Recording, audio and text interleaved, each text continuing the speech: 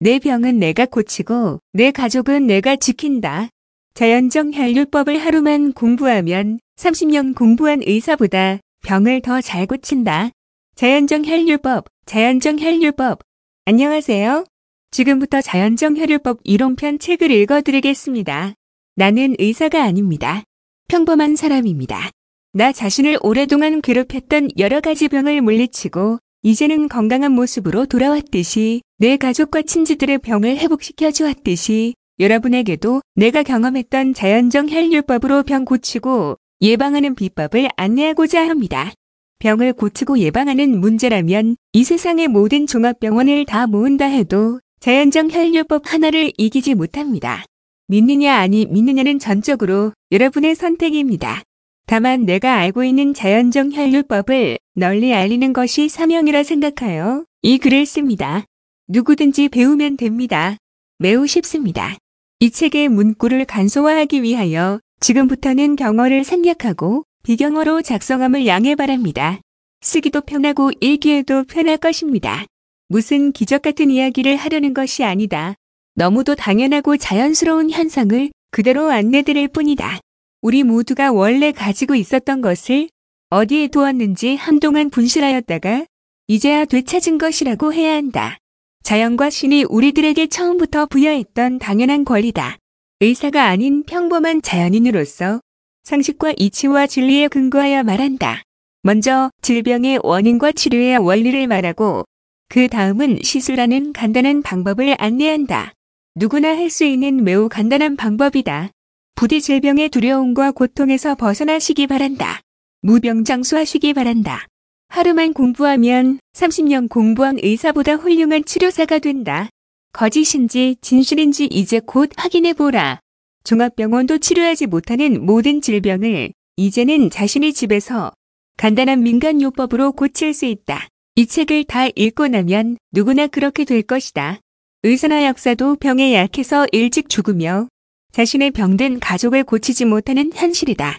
그럼에도 각종 신문이나 방송은 마치 종합병원에 가면 모든 병을 고칠 수 있는 것처럼 선전하고 있다. 건강을 잃으면 모든 것을 잃는다. 생명이 가장 존귀하며 가장 먼저이다. 소중한 이웃이 건강 문제나 병으로 걱정한다면 어서 자연적 혈류법을 알려야 한다. 자연적 혈류법이 무엇인가? 한마디로 말하라고 한다면 약물이나 의료 장비를 전혀 사용하지 않고 간단한 자연의 원리 하나로 모든 병을 고치고 예방할 수 있는 민간요법이다. 병을 고칠 뿐만 아니라 건강을 지키고 되찾는 방법이다. 누구나 배울 수 있다. 내 병은 내가 고치고 내 가족은 내가 지키자. 하루만 공부하면 첨단 장비를 갖춘 종합병원보다 훌륭한 민간요법 치료사가 된다. 건강을 회복하는 최선의 방법이다. 거짓인지 진실인지 확인해보자. 거짓이라면 금방 밝혀진다. 자연적 혈류법을 상세히 알려면 이 책을 다 읽으면 된다. 그리고 자연적 혈류법의 현실을 잠깐 언급한다면 초등학교 졸업 학력으로 자연적 혈류법으로 불치병 환자들을 돌봐주고 100억에 가까운 부와 명예를 거머쥔 사람도 있다. 환자들은 입소문으로 찾아왔고 종합병원에서도 치료를 포기한 사람들. 치료 효과가 아니면 무슨 이유가 있겠는가? 상세 설명 별도. 남자가 무엇인지 이해하려면 여자와 비교할 필요가 있고 겨울이 무엇인지 이해하려면 여름과 비교하여 설명할 필요가 있다. 자연적 혈류법의 이해를 돕기 위하여 먼저 현대의학이나 병원과 비교해본다. 기차와 자동차가 모두 중요하고 필요하듯이 현대의학과 자연적 혈류법은 모두 다 중요하다. 현대의학과 병원을 멀리 집 밖에 있는 기차라고 한다면 자연적 혈류법은 내 집안의 자동차, 오토바이, 자전거라 할 것이다. 병원은 멀고 자연적 혈류법은 매우 가깝고 쉽다는 뜻이다. 진단 방법을 비교하면 현대의학 병원은 소변검사, 피검사, 혈압검사, 조직검사, MRI, CT, PET, 방사선 촬영, 내시경 등이다. 자연적 혈류법은 간단한 자연의 원리를 이용하여 신체의 중요 부분에 모세혈관이 막혔느냐, 안 막혔냐를 검사한다. 누구나 쉽게 할 수 있다. 방법이 너무 쉬운데 별도로 설명한다. 진단 결과를 비교하면 현대의학 병원은 환자는 아파서 죽을 지경인데도 이상 없다고 하거나 엉뚱한 병으로 오진하기도 한다. 암이 아닌 것을 암으로 오진하여 수술해놓고 성공했다고 하는 경우도 있다. 환자도 그렇게 믿어버린다. 암뿐만이 아니다. 자연종 혈류법은 환자의 느낌 그 자체가 진단이의 치료 대상이다. 가려우면 가려운 병이고 피곤하다면 피곤한 병이다. 환자가 느끼지 못하는 병들도 다 드러난다. 환자가 입 다물고 있어도 자연종 혈류법으로 만져보면 100가지 병이 다 드러난다. 얼굴을 보고 몸매만 보아도 병이 다 보인다. 한치 오차도 없다. 치료 방법을 비교하면 현대의학병원은 병의 근본 원인을 그대로 두고 수술을 하거나 항생제, 진통제 등의 약물과 고가의 장비를 사용하여 병균이나 바이러스를 죽이는 방식이다. 6만 종류의 병균을 분리하고 6만 종류의 약을 개발해야 하지만 그것은 불가능이다. 자연종 혈류법은 병의 근본 원인을 제거하여 원래의 건강한 몸으로 원상복구하는 방법이다. 약물이나 의료 장비가 전혀 필요 없다. 진단과 치료와 예방을 동시에 한다. 병의 근본 원인을 제거해버린다. 치료 결과를 비교하면 현대의학병원은 병의 근본 원인은 그대로 두고 결과만 치료하므로 처음부터 실패하거나 재발한다. 약물 중독으로 위장병, 피부병 등의 새로운 병을 유발하며 각종 의료사고로 생명을 잃기도 한다. 자연종 혈류법은 치료가 안 된다면 사람이 아니다. 병의 원인을 제거했으니 재발은 없다. 약물, 방사선, 수술과 기계를 사용하지 않기 때문에 의료사고가 없다. 난이도와 비용, 공부기간을 비교하면 현대의학병원은 30년 공부한 의사도 80% 실패한다. 의료비가 만만치 않다. 최소 의과대학 6년과 인턴 과정을 공부해야 한다. 자연종 혈류법은 하루만 배우면 종합병원보다 앞선다. 스스로 하기 때문에 치료비는 전혀 없다. 치료비는 전혀 걱정이 없다. 의사가 되려면 의과대학을 6년 동안 머리 싸매고 어렵게 공부해야 하고 인턴 생활 몇 년 거쳐서 10년 정도 걸려야 면허증을 취득하여 초보의사가 된다. 그 후 적어도 5년 정도 대학병원 같은 곳에서 경력을 쌓아야 독립적인 의원을 개원할 수 있다. 그 후 10년 정도는 지나야 의사다운 의사라 할 것이다. 하지만 모든 병을 고치는 의사가 아니고 안과 혹은 치과 혹은 산부인과 등 어느 한 과목에만 가능하다. 예를 들어 안과 의사가 치과나 내과 의사 역할은 상상도 못한다. 혼자서는 의사고시를 못한다. 간호사가 있어야 하고 큰 자본을 들여서 병원이 있어야 한다. 자연종 혈류법은 부항 하나만 있으면 되고 나 자신이 병원이다. 그뿐인가? 안과, 치과, 외과, 내과, 피부과, 정신과까지 머리에서 발끝까지 모든 병을 다스리는 의사가 된다. 그뿐인가?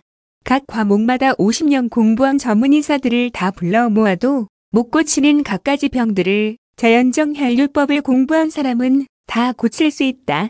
자연종 혈류법 치료사 혹은 자격사가 되려면 자동차 운전면허증 취득하는 정도의 공부를 하면 된다.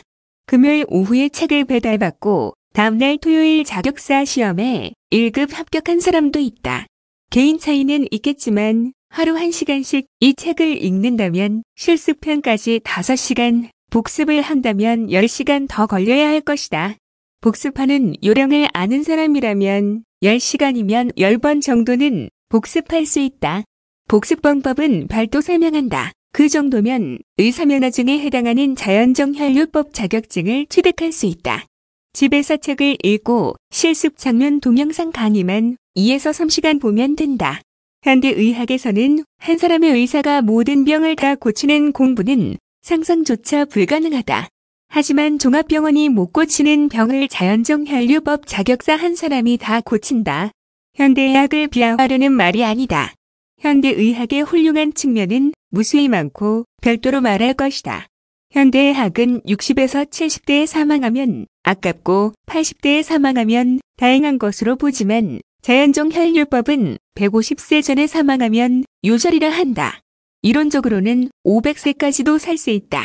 자정종 혈류법의 진단 방식을 말한다면 자연종 혈류법으로 진단해보면 환자의 아프다는 말이 농담인지 진담인지 다 밝혀진다. 아픈 곳이 없다고 내숭 떠는 사람도 자신은 건강하다고 큰 소리치는 사람도 자연적 혈류법으로 검진해보면 다 밝혀진다. 자주 피곤하거나 얼굴색이 혹은 피부색이 나쁘다는 것도 중병으로 취급하고 치료를 서둘러야 한다. 자연적 혈류법 진단은 환자 자신의 느낌보다도 더 정밀하다. 이 사람은 무슨 병이 몇 %까지 발전했는지, 앞으로 어떤 병이 올 것인지까지 정밀 진단이 가능하다. 환자의 느낌과 병원의 종합 검진으로는 아무 이상이 없다고 할지라도 자연적 혈류법으로 진단해보면 뜻밖의 놀라운 결과를 자신의 눈으로 확인할 수 있다. 그 원리는 누구든지 금방 이해할 수 있다. 현대의학의 종합 검진에서는 제 아무리 이상 없음이라는 판정이 나왔다 할지라도 자연적 혈류법으로 검진하면 여러 병이 밝혀지기도 한다. 특히 암이나 심장마비, 뇌졸중 등의 무서운 병은 오기 전에 예방하는 것이 현명하다. 자연적 혈류법으로 100% 예방한다. 40대 이상이면 누구나 자연적 혈류법으로 당장 치료 혹은 예방해야 한다. 20대, 30대의 젊은 사람도 자연적 혈류법으로 당장 진단하고 예방해야 한다. 자연적 혈류법은 진단, 치료, 예방이 동시에 이루어진다. 별도 설명. 청소년들도 암이나 백혈병, 당뇨병, 신부전증 등에 심각하게 노출되어 있는 현실이다. 자정요법은 치료와 예방에 구분이 없다. 가벼운 병을 치료하면 무서운 병의 예방은 동시에 이루어진다. 치료 그 자체가 예방이다. 의사들은 자정요법으로 치료를 받을 때 의사라는 사실을 감추기도 하겠지만 솔직히 말하는 경우가 많다. 의사의 가족이 치료받을 때는 내 아들은 의사이고 딸은 한의사다 라는 식으로 솔직히 말해버린다. 병원들이 현대의학을 버리고 자연적 혈류법으로 바꾸는 것은 지금으로서는 매우 어렵다. 기차는 기차의 길을 그대로 가고 자동차는 자동차의 길을 가듯이 병원은 병원의 방식대로 그대로 가고 자정요법은 자정요법의 길을 가면 된다. 그러나 현대의학과 자연적 혈류법이 결합하면 인간의 평균 수명이 500살이 될지 900살이 될지 알 수 없다. 그날이 언젠가는 올 것이다. 어서 와야 한다. 자정요법의 시술 방법은 너무 쉬워서 누구나 할 수 있다. 그러나 이론 학습을 반드시 먼저 해야 한다.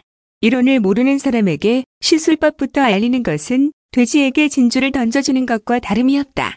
이론을 공부하지 아니한 사람이 시술법만 안다면 그 가치와 효력을 나타내지 못하고 자정요법의 품위와 명예를 크게 손상시킨다. 현대의학의 훌륭한 점을 말한다면 교통사고 등의 안전사고로 뼈가 부러지거나 살이 찢어지는 부상을 입었을 때에는 그 무엇으로도 현대의학의 의술을 대신할 수 없다. 자연적 혈류법은 수술도 할 수 없고 임플란트도 할 수 없다. 현대의학의 훌륭한 측면을 말하려면 끝이 없다. 그러나 병을 고치고 예방하는 분야에서는 자연적 혈류법이 훨씬 앞선다. 세균성 질병이나 순환기성 질병은 반드시 자연적 혈류법으로 고치고 예방해야 한다. 현대의학은 순환기성 질병을 가장 무서워한다. 현대의학의 문제점을 말한다면 세계적인 베스트셀러 뇌내 혁명이라는 책의 첫 페이지에서 이렇게 말하였다. 현대의학이 환자의 병을 치료할 수 있는 능력은 20% 정도뿐이다. 나머지 80%는 치료하지도 못하는 것을 치료하는 것처럼 흉내만 내고 치료비만 빼앗아가는 현실이다. 이로 인한 의료비 낭비는 천문학적인 것이다. 이 책의 저자 하루야마 시게오는 의사 면허증과 한의사 면허증을 모두 가진 의학 박사이며 현재 야마토시에서 260개의 병실을 가진 전원후생병원을 운영하고 있다. 현대의학은 자신이 못 고치는 병에 대해서는 신경성, 스트레스성, 시민성, 어혈성 등의 핑계를 많이 사용한다.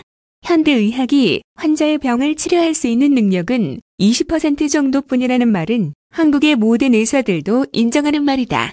수년 전에 EBS TV에서 동양의학을 강의한 바 있는 저명한 한의사 김홍모 씨는 자신의 강의에서 의사에게 너무 의존하지 마라. 만약 병을 고치는 비율이 30%가 되는 의사가 있다면 그는 명의에 속한다고 말한 것으로 보아도 일반적인 의사는 20% 이하로 보면 틀림없다. 그렇다면 나머지 80%는 죽는 길뿐이다. 의사의 병 고치는 비율이 20%라 함은 의사 자신의 전공 과목 하나에서만 그렇다는 뜻이다. 심장 전문이라면 심장병 환자의 20% 정도를 고칠 수 있다는 말이다. 종합병원의 병 고치는 비율이 20%라는 말과 같다. 따라서 모든 병 전체에 대하여 의사 한 명이 고칠 수 있는 병의 비율은 1% 정도에 불과하다는 뜻이 되며 자연정 혈류법과는 비교조차 할 수 없는 일이다. 미국의 어떤 의학 박사는 다음과 같은 유명한 발표를 하였다. 중세의 유럽을 휩쓸었던 대역병, 흑사병은 이를 물리치기 위해 사용된 약물 때문에 더 많은 사람들이 희생되었다. 차라리 방치하여 두었더라면 희생을 반 이하로 줄였을 것이다 라고 이를 반박하는 주장은 어디에도 없다. 한국의 의료재판부 황종국 부장판사는 신문과 강연회에서 이렇게 주장하였다. 세상에서 가장 저렴하고 우수한 한국의 민간의술이 제도권의 인정을 받지 못해 국민의 선택권이 박탈당하고 있다. 진정한 의술은 병을 값싸게 잘 고치는 것이고 병을 잘 고치는 사람이 진정한 의사이다. 그렇게 되도록 제도를 만드는 것이 의료개혁이다. 황종국 부장판사의 주장은 주요 일간지와 방송으로도 보도되었지만 기득권을 가진 막대한 이익단체들의 힘에 의하여 뜻대로 이루어지지 못하고 있다. 독립운동을 하는 마음으로 우리 것을 지켜야 한다.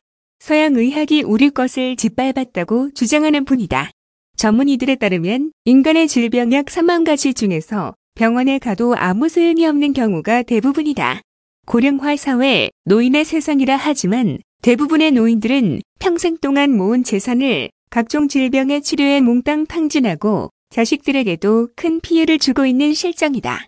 병원에 가지 않고도 비싼 약물을 쓰지 않고도 병을 간단히 다스리고 병마의 고통 없이 장수하는 노후 생활의 길을 열어야 한다. 이런 유행어가 있다.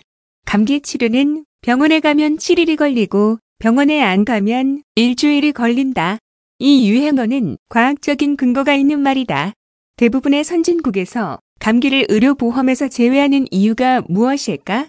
병원에서 주사 맞고 약을 먹는다고 감기가 치료되는 것이 아니기 때문이며 공연히 환자와 의사가 모두 시간만 낭비하고 의료보험료만 비싸게 부담해야 하기 때문이다. 그럼에도 우리나라는 왜 감기 치료를 의료보험에서 제외하지 못하고 있을까? 그 이유는 감기가 병원 수입의 약 30%를 차지하기 때문이다. 그리고 멋 모르는 감기 환자들의 오해 때문이다.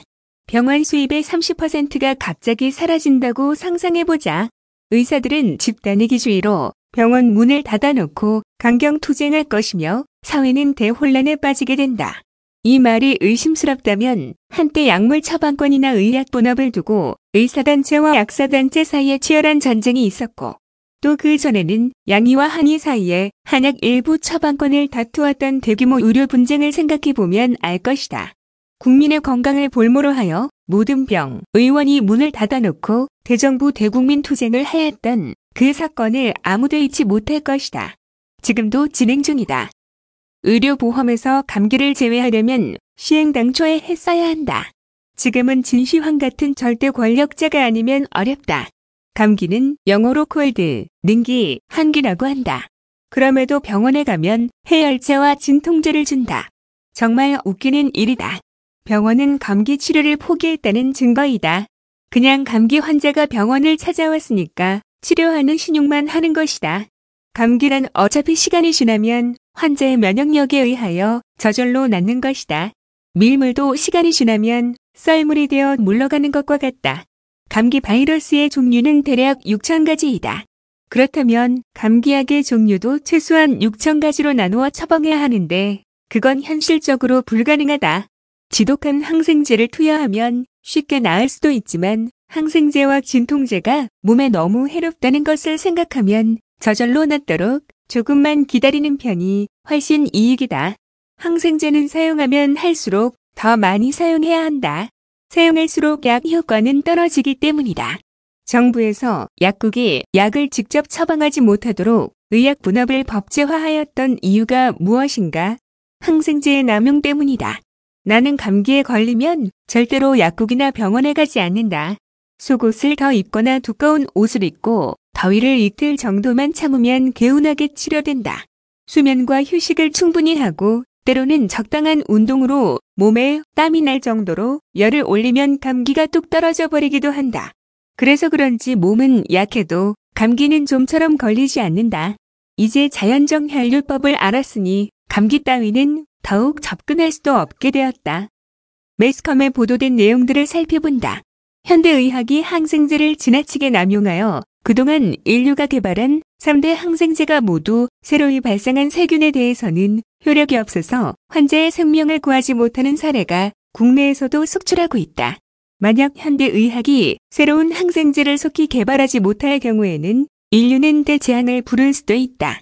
수년 전에 국민건강보험공단과 식약청이 실시한 항생제 사용 실태 조사에 따르면 항생제가 감기 치료에 도움이 안 된다고 대답하는 의사가 67%나 되었고 도움이 안 되는 줄 알면서도 항생제를 과다 처방하고 있다고 답하는 의사가 66%나 된다고 TV에도 크게 보도되었다. 의약품이 발전하지만 병균이나 바이러스는 더 빨리 진화하여 사스, 메르스 등의 변종 바이러스가 끝없이 나온다. 그때마다 마지막 치료제는 듣지 아니하고 새로운 항생제나 백신의 개발에 성공하지 못하면 인류는 위험에 빠질 수 있다. 대표적인 사례는 2020년 코로나19이다. 의약분업 이전의 시대에 동네 약국에서 감기약을 지어 먹고 감기가 뚝 그쳤던 기억이 몇 번 있다. 그러나 그 다음부터는 감기약을 먹어도 듣지 않아서 감기를 특별히 잘 고친다는 소문난 약국을 찾아서 먼 곳까지 버스를 갈아타며 약 지으러 갔다는 사람들도 있었다. 나중에 알고 보니 항생제를 심하게 처방하는 부도덕한 약국이라고 경찰 조사를 받는다고 보도되었다. 환자의 건강보다는 돈이 더 중요할까? 언론에도 유사한 내용이 자주 보도되었다. 그때부터 오늘까지 난 절대로 감기약을 먹지 않았고 더 이상 감기로 고생한 일도 없다.